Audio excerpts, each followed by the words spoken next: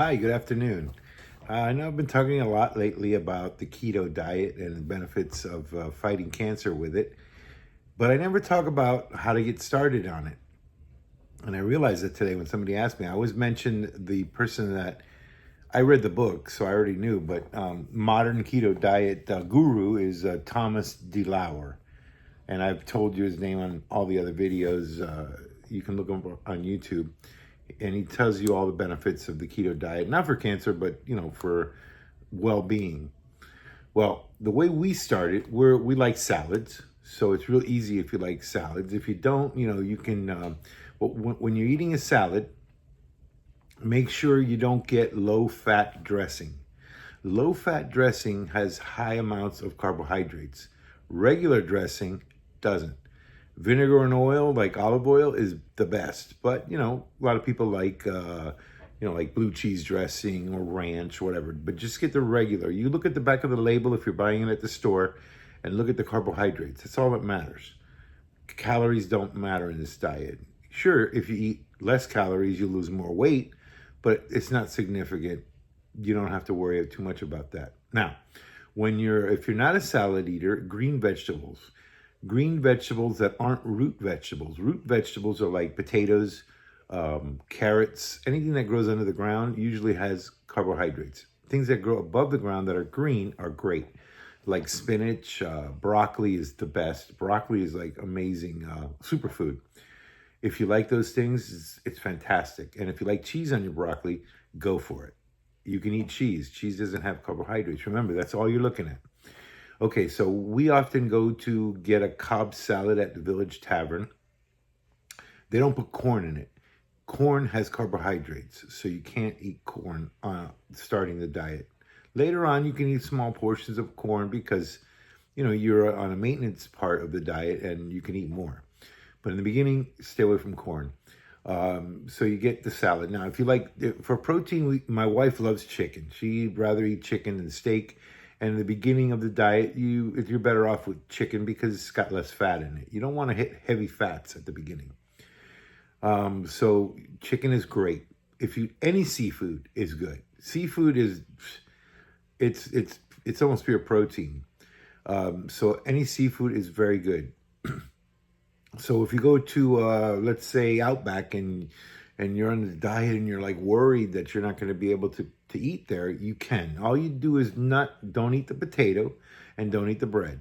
Just order broccoli on the side or a side salad or something like that for your sides. And it's funny because when I was a kid, the sides were just to fill you because the meat parts, more expensive. So your mom wants you to eat the rice, so you cost less. But you're older now. If you want to eat a double portion of chicken or whatever, or some broccoli instead of potatoes, that will kick you into the diet. Now it takes about 3 days to get into ketosis. Ketosis is the state that you get into where it's fat burning. It's like if you're doing aerobic exercise, after a while you get into ketosis and you start burning fat.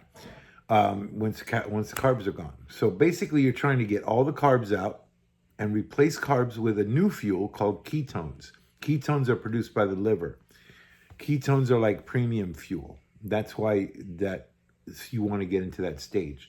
Now, once you start, carb deprivation is your body's going to say it's like going through withdrawal for some addiction. You're not going to feel great the first couple of days, but on the third day, when all the carbs are gone, you're going to start feeling better. After a while, after the first week, you're going to lose like 7 pounds because mostly water weight. Eventually, because you're going to pee a lot. Now, if you want to know if you're in ketosis, there's these little sticks that you get at Walmart. They're called keto sticks. Get them. Get one before you start the diet and see what happens. It won't change colors. And then pee on one day 3, and you'll see a change. Any change is ketones being spilled in your urine. So that means you're in ketosis. The darker it gets, the more ketones you're spilling. After a while, it won't get as dark because, you eat net carbs and other things, and it's more of a maintenance diet once you start eating more carbs. You can never go back to full-on bag of potato chips. That's just way too many carbs. It'll just blow you out. and you won't be in ketosis anymore. And if if you have cancer, that carbohydrate, that excessive carbohydrate on that cheat day is feeding the cancer. Just like when you go for the PET scan, they make you fast for 24 hours. Now, keep in mind, ketosis is like fasting. Your body doesn't know the difference. It knows there's no carbs, so it thinks it's fasting. So if you were to go on a fast diet, 3-day fast diet is to get you in ketosis. Once you're in it, you're in it. You can do right now, if I didn't eat today, that's like a 3-day fast diet. 2 days to get into ketosis. The third day is producing stem cells. Stem cells are very good for fighting cancer. That's why this is such a good diet. They actually inject people with stem cells to fight cancer because they're not producing as many because they're eating carbs. See, so if you don't eat the carbs, you'll produce more stem cells. And let me think, what else? That's about the gist of it. You don't want to start eating heavy steak and bacon and all the good stuff that you can eventually eat all the time. Not at the beginning. And if you cheat, forget it. You got 3 days before you can hit the bacon again. You got to wait, because that's why a lot of people get impacted badly by this diet. They cheat on a Friday, go into a party, they eat a big piece of cake. Boom, the body's on carbs again. Now the addiction kicks in. You got 3 days to get rid of that, just like you started the diet. So every time you cheat, it's 3 days. So I wouldn't advise cheating, especially if you have cancer. That's like playing with a revolver. I started to say something at the beginning a few minutes ago about the PET scan. So they make you fast for 24 hours. Why? I don't understand. If sugar has nothing to do with cancer, why do they need you to fast for 24 hours? Ask yourself that. Now, when you get to the PET scan, they inject you with something. When they first did this, I didn't know what it was. But then I found out it's radiated glucose. So that proves my point. And that radiated glucose goes straight to the cancer. And it lights up when they take a picture, like like an x-ray. Boom, there's white. What's that white? It's cancer. Why does that white only show up on the cancer? Because the cancer is very powerful at taking the sugar from your body. It needs it. And you'll notice, like my wife, when she first was diagnosed, the first 5 months after, she was diagnosed pretty early, because when I noticed it, we said, well, we got to go to the doctor to see what that is. She wasn't saying anything because, women get little lumps and stuff from, milk, something. I don't know why they get them, but they get lumps and they go away. But this lump wasn't going away. It grew 1 centimeter a month until May. January to May, 1 centimeter a month eating carbohydrates. When she stopped, it didn't grow no more till now. It's going to be 2 years. It's in January. So we're close to the 2-year mark. Remember, they had told her at the beginning that she had 3 months to live without treatment. And here we are almost 2 years later, and she's not been sick. She's had a cold or whatever. We had, I don't think it was COVID, RSV or whatever that other disease was, that virus was that was going around. But anyways, she hasn't been sick like you do with chemo or any of that. Perfect, fine, happy every day. So here we are almost 2 years later, and she didn't die after 3 months with no treatment. And it's been almost 2 years with no treatment. And the irony is we went back to the fourth oncologist, which basically told her that she didn't want to see her anymore if she wasn't going to do treatment, because nothing she can do. And so we had to go on this adventure by ourselves, no doctor help. She was rejected by 4 oncologists, and then she went to 3 plastic surgeons because she had heard that a friend had a lump. She was getting a boob job, and they took the lump out, no questions asked. But there's a difference. Once you've been diagnosed and you have the standard of care issued, that's what they have to do. Because if they deviate from the standard of care, which means chemo, mastectomy, or removal, and then radiation, they're doing experimental things on you, and they could lose their license. And they're not going to lose their license for whatever massive amount of money they're going to get from your insurance. They're not going to lose their livelihood. So the standard of care blocks anybody from wanting to treat you. 3 plastic surgeons said, sorry, can't help you. But they said the funny thing is, well, when they make a mess out of you, we'll fix that. It's like these horrible things that we were told. So my wife was also told with treatment, she would have 3 years to live. So she was, no matter what, the 3 year mark was very short. We're at the 2 year mark almost already. So it would have been like almost over for her. And a year sick because chemo and the whole thing was going to take a year, the whole process. And she didn't want to do that. She said, no, I want to live my life and enjoy it. And so we had to learn. We had to figure out what cancer needs to grow. Cancer ferments. It doesn't grow like regular cells. And it doesn't know what apoptosis is. And you'll find this out if you do a little research. Apoptosis is cell death. A cell, a normal healthy cell, lives a certain amount of time and then dies and is replaced by new cells. That happens constantly in our bodies. A cancer cell ferments and it just keeps building. It doesn't die. That's why you get a tumor and it grows. It just keeps expanding because it's fermenting because of sugar. It needs sugar, which is glucose, and glucosamine, which is produced in your body by, I don't remember if it was the pancreas or the liver. But anyways, these things get produced by your body. You can't stop glucosamine. Can't stop it. Every cell needs it. It's an essential amino acid. However, you can block glucose. And the whole body needs glucosamine, so it's a very small amount that's left over for the cancer. So it can't grow as fast or at all. And she takes other supplements too that we can talk about in another video to stop anything from entering the cancer. And it's been the most important thing.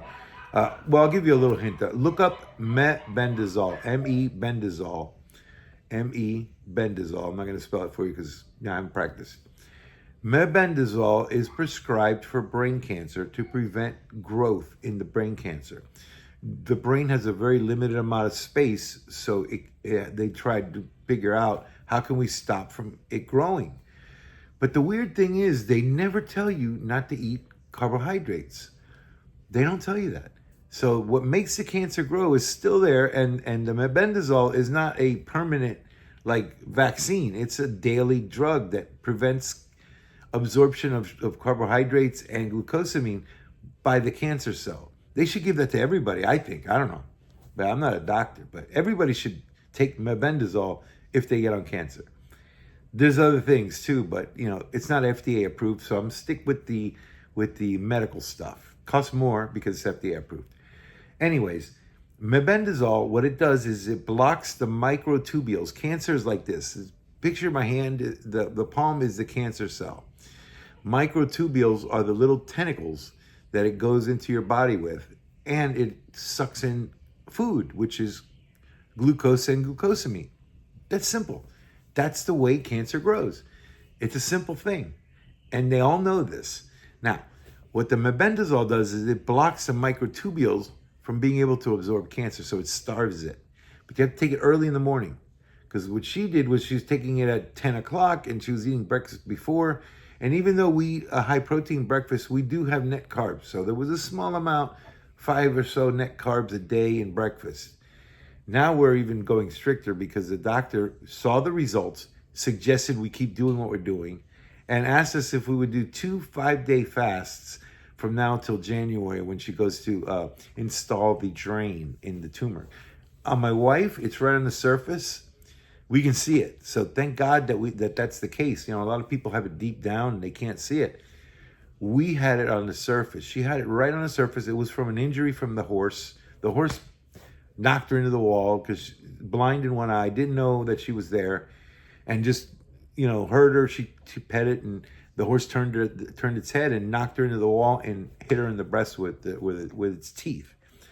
It didn't bite her, but the imprint was hard enough that it left a bruise. We saw the bruise right off the bat, and we told the doctors this, but somehow they didn't understand or believe us because they were saying it's HER2 positive, malignant, metastatic. And we were thinking it was benign because it was from an injury. But, I don't know if they were right, but it didn't matter because we were treating it the same way. They were going to do the standard of care because they said it was metastatic, malignant, everything bad. I don't know if they were right. But anyways, we took it as the truth, and we started the diet and research, and it's working. It's, we don't know if the cancer is just encapsulated by the body and just the lump is still there, but they still won't take it out. This whole install a drain thing is a whole new concept to us. We would have wished they did that at the beginning, but they didn't. Now, 2 years later, they're going to do that. And we're very hopeful. We don't think the cancer will kill her because she's going to stay on this diet forever. So am I. It's a great diet. I mean, we eat large amounts of food. Probably even lose more weight, but I don't want to. I'm about 209. That's good for me.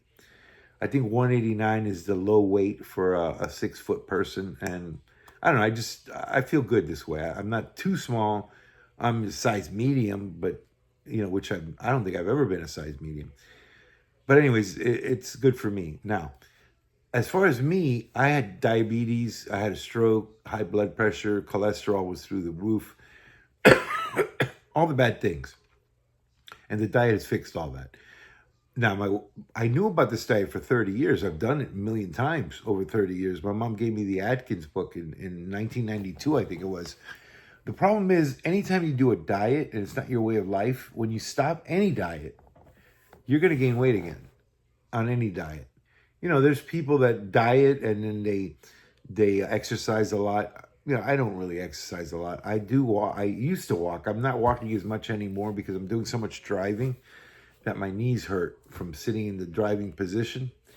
And I just, I do less walking. I do about 3 miles a day, but, not in a one interval thing, not an hour on the treadmill or an hour walking. I don't do it that way. I count the steps on the phone, and my average is 3 miles a day. As far as other exercise, I had to start, firming up a little bit because, what was happening is the skin down here was starting to hang because I had extra skin. But after a while, it shrinks. So don't panic. It'll shrink after a while.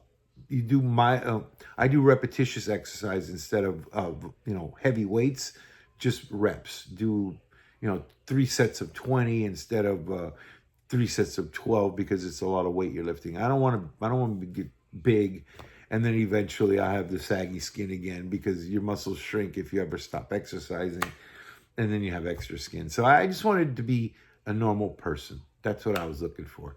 Very easy. I don't wake up in the morning and dread doing anything. I wake up at 5 in the morning, go to the YMCA every morning, and do exercise. And now I feel guilty if I don't go. I start thinking, man, I didn't do anything today. You get into like addiction to things. That's the way the human is. That makes you feel good, so you're addicted to it. You want to do it. So, but I'm not looking forward to not being addicted to doing some exercise because I sat on the couch for 30 years and it led to a stroke. That's what woke me up. When I had the stroke, all of a sudden the doctor says you're 7.5 A1C. I didn't know what that was. And he says, you're diabetic. And I'm like, what? I didn't feel anything. And not weird. And he says, yeah. And I started the diet. Now it's down to 5.2. And they said I'm pre-diabetic. They're crazy. They just...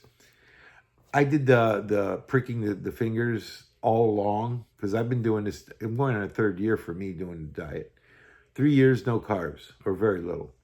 Under 20. By the way, the keto diet, now it's been revised because they don't want to call it the Atkins diet. It's not exactly the same anymore. Atkins used to say 20 carbs. Now they tell you 15. That's why it's a different diet. They don't have to give them credit because it's not the same. Now, the maintenance diet, when you no longer want to lose weight, you can go up to 50 carbs now. Atkins used to say 60. So the little bit of carb change, it makes it a different diet according, I guess, they're not giving them credit because they absolutely, you can see videos on YouTube of the smashing they did of Atkins, that he was nuts, he was crazy. Well, now they're not giving him credit, but he wasn't crazy. It's a great diet.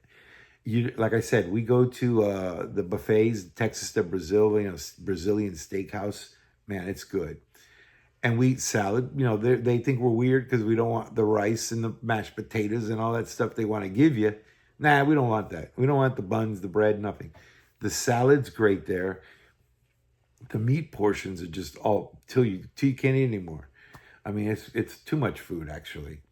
And then what happens is we'll go and afterwards we'll say, let's walk afterwards so we can burn some of that.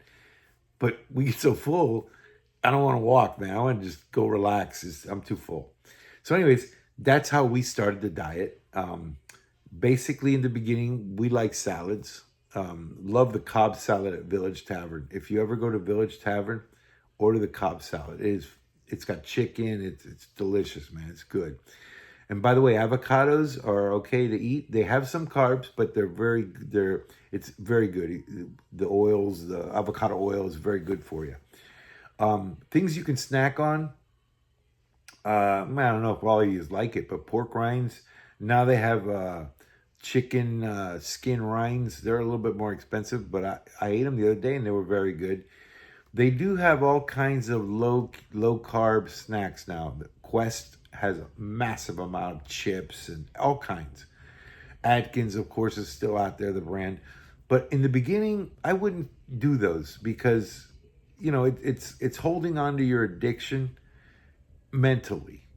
And you should just avoid it. And once you're past your addiction, everybody that I know that's done it tells me they feel great. But for some reason, they'll go back to breaking the diet or whatever. I just don't see why. I mean, you can eat so much more and not gain weight. It's crazy. I mean, when Atkins did the study in the early 60s, my mom was his patient. That's how I found out about it. She gave me the book that she had come across to not insult me and tell me I was fat. She handed me this book and I read it. And in that book, it said it helps with cancer. And I just forgot about it until my wife got cancer. Then I was like, wait a minute. Atkins mentioned cancer and diabetes diabetes and heart disease were the main reasons for the diet. And I remembered he mentioned cancer, and I was like, wait, we got to study keto versus cancer. And boom, I mean, just YouTube that. There's tons of stuff. Keto versus cancer.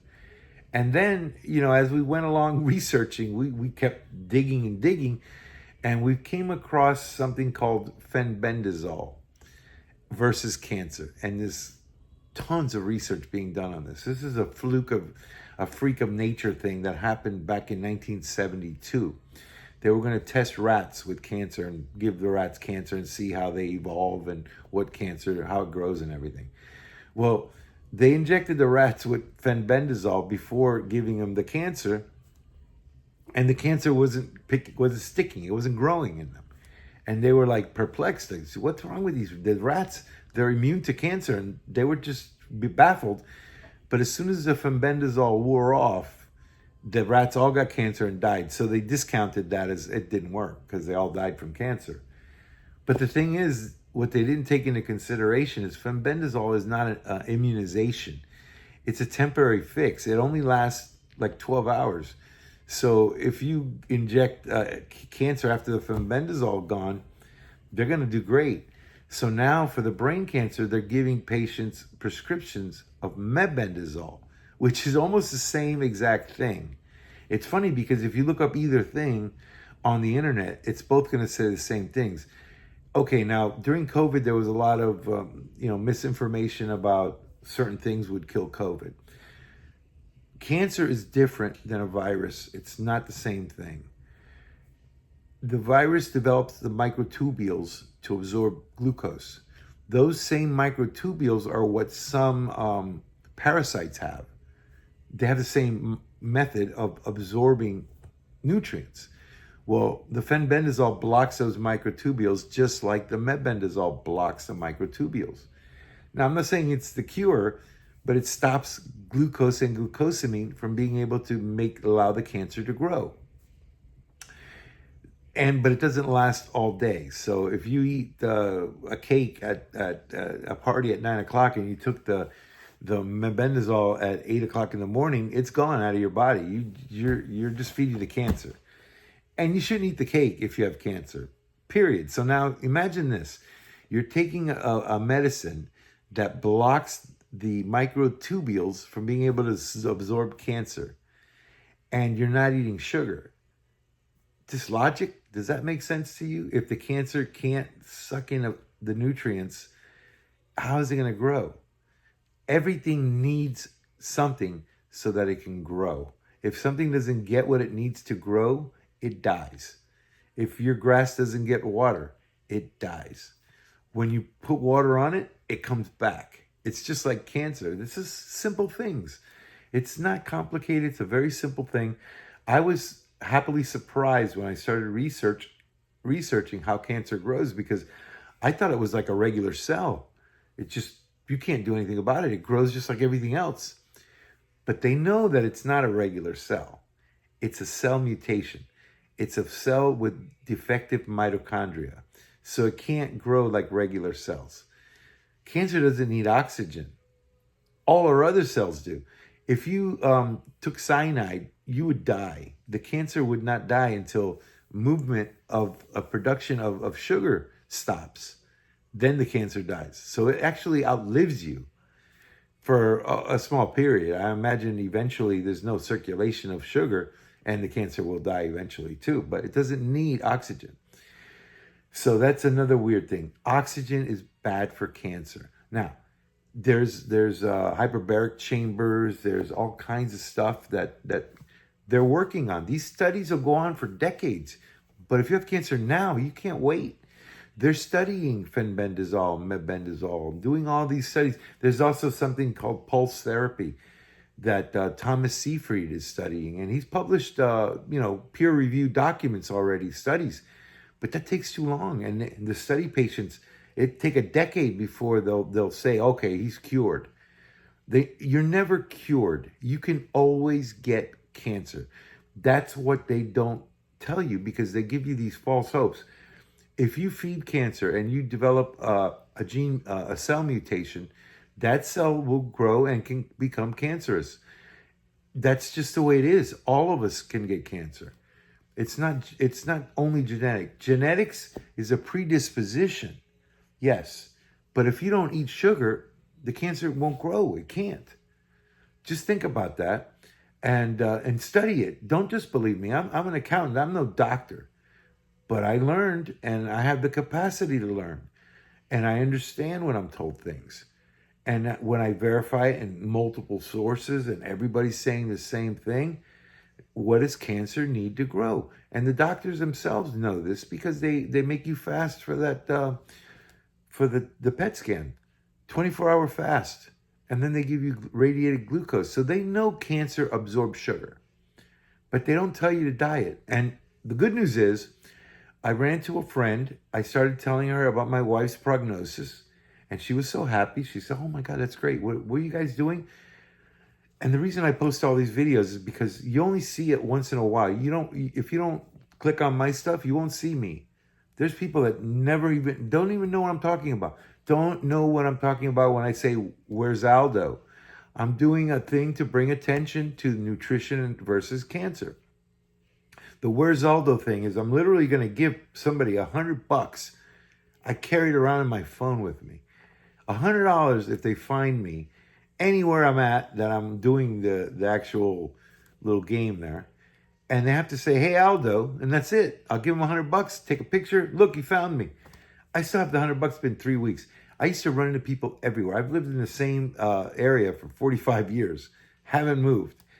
And I knew everybody out here. We used to wave at each other going down the street. But, times have changed. None of the neighbors are still, there's only like 4 neighbors still around, original neighbors. So I don't know that many people anymore that see me out in the street. Just rare now. But if you see me and I'm doing it, hey, Aldo, $100 for you. Brings attention to the cancer fight. And that's all good for me and good for you. So if this has helped you, like it, maybe it'll get shared more, or maybe more people will see it. I don't know. It's kind of long. I don't like to talk. It's going to be a half hour. I don't like to talk so much, but there's a lot of information. So I try to make it in small bites. But I realized I haven't told anybody how to start the keto diet. And basically the best way to do it is buy eggs, chicken. You can eat eggs every morning for breakfast with cheese on them. And ham, put low-fat stuff. Ham doesn't necessarily have a lot of fat. And then you say all these people about chemicals and stuff like that. Yeah, that's a different battle. Right now, the battle is cancer. If something has a chemical in it that causes cancer, How's the cancer going to survive if you ain't feeding it? Your body can defeat most cancers right away because your body can fight them. The problem is the cancer starts absorbing sugar and it grows faster than your body can defeat it. So when you start the keto diet, if you get really good at it, like I've been doing it for 3 years. So to me, it's like breathing. If you fast, now that sounds extreme right now, I know. But if you fast even for 1 day, you produce more stem cells. Stem cells are your repair cells. They fix things. My wife used to complain that she has thin skin, so you can see her veins, and she had some varicose veins in her legs. They're going away. The varicose veins in her legs are almost invisible now. This one little area that she complains about, but it's very much less than it was. You can almost not see them. So she's thrilled with this. It's great. I mean, it fixed everything that was wrong with me. I'm no longer a type 2 diabetic. I no longer have cholesterol problems or high blood pressure. I don't have anything wrong with me anymore. Everything is fixed. I'm just feeling healthy and great. You know, I still had the stroke, and there's some things that are still there, but it's very manageable, and most people don't even notice it. So good luck to you, man. I hope you do this. You do the diet, and you're saved, or you lose weight. But if you use it for just weight loss and you stop, it's just like any other diet. You'll gain weight again. If you stop and still maintain under 60 carbs a day or 50, depending on which version of the diet you're doing, you won't get to the point you were when you wanted to lose weight. Another thing, this diet is about inflammation. There's no sugar, so it reduces inflammation. It was originally invented for seizures, epilepsy, and it cured that. But they came out with a pill. It's easier to give a kid a pill than tell him he can't eat a cookie. So they dropped the diet, and it was picked up again in the 30s by Otto Warburg. And his study was what led Atkins to latch onto it, and also Thomas Seyfried. It was a German doctor who was studying cancer and stuff. Who knows? Maybe they were coming up with a bomb that had cancer in it. I don't know. He was in Germany during the Nazi, but he left. And he helped the world. He got a Nobel Prize for another thing. And he's the one that discovered that cancer needs sugar, glucose, and glucosamine to grow. You can look him up too. He didn't have it perfected. They studied it more when he died. And then Thomas Seyfried has taken it to another level. He's really amazing. So you look him up too. There's hours of videos of him. He talks hours every time. I kind of sent messages to do like a trailer for a movie, because everybody's not going to sit here for half an hour and watch us. That's why I don't like to do videos this long. But I wanted to give you a kind of an intro to how you get started that I hadn't done. And I apologize for being on for half an hour. I hope you have a great day and have a great weekend. It's Friday. And look for Aldo. He'll be out there. See you later.